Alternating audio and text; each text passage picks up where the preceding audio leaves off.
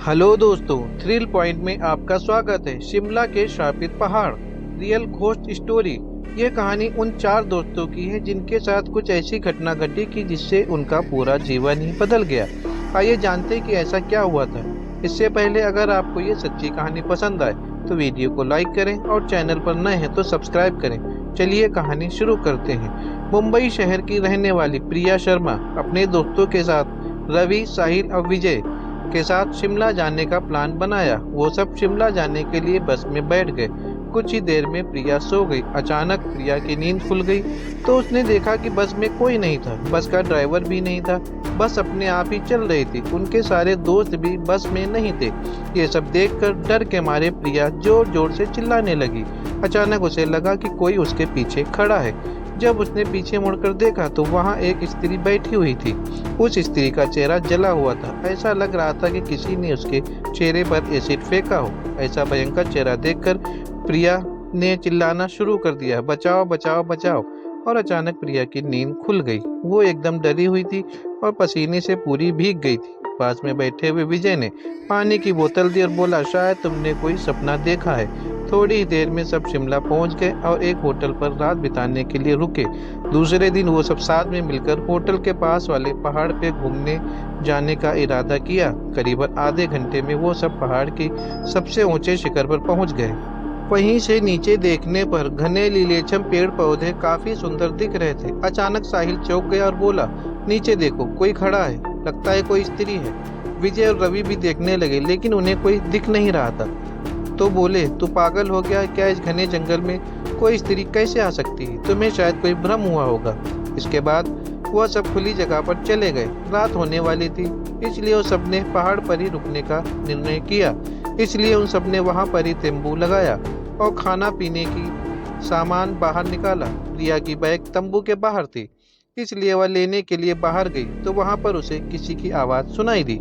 प्रिया उस आवाज की ओर अपनी नजर घुमाती तो उन्हें सामने से कोई तीन आदमी आते हुए दिखे। उनके हाथ में धारदार हथियार देखकर प्रिया डर जाती है और दौड़ के तंबू के अंदर आ जाती है। उसने अपने दोस्तों से भी यह बात बताई लेकिन कोई भी उसकी बात पर विश्वास नहीं कर रहा था। प्रिया चिल्लाकर बोली, तुम सब पागल हो गए हो क्या? कोई भी मेरी बात पर भरोसा क्यों नहीं कर रहा है? चलो मेरे साथ बाहर, मैं तुमको दिखाती हूँ। वो सभी बाहर आके शिखर की चोटी से नीचे देखने लगते हैं।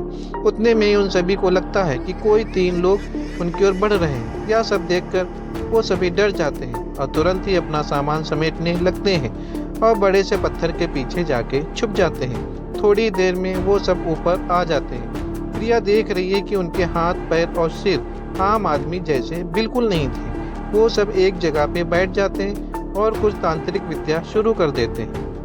उनमें से एक आदमी अपनी हाथ की उंगली को काट देता है लेकिन अंधेरे की वजह से उन्हें कुछ भी ठीक से दिखाई नहीं दे रहा था। अचानक उन चारों ने देखा कि एक औरत उन आदमियों के बीच में आके लेट जाती है। कोई नहीं जानता था कि आखिर वो औरत वहां पे कैसे पहुंची। प्रिया ने कहा, मुझे कुछ समझ नहीं आ रहा है, आखिर ये सब क्या हो रहा है? मुझे बहुत ही डर लग रहा है। एक के बाद एक वो तीनों उस औरत को सूंघने लगे। वहीं पे अचानक उस औरत ने अपनी उंगली उठाई और हमारी तरफ इशारा करने लगी। हम सब डर गए। वो तीनों उस औरत को छोड़कर हमारी ओर बढ़ने लगे। हम सब पहाड़ी से नीचे होटल की ओर दौड़ने लगे।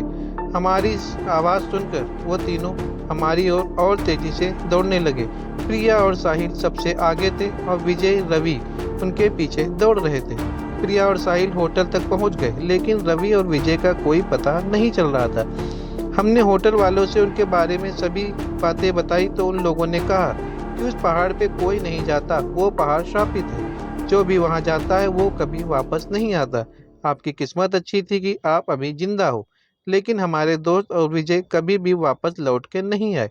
हमने उन्हें ढूंढने का बहुत ही कोशिश की, पुलिस कंप्लेंट भी कराई, लेकिन कोई फर्क नहीं पड़ा। Thank you.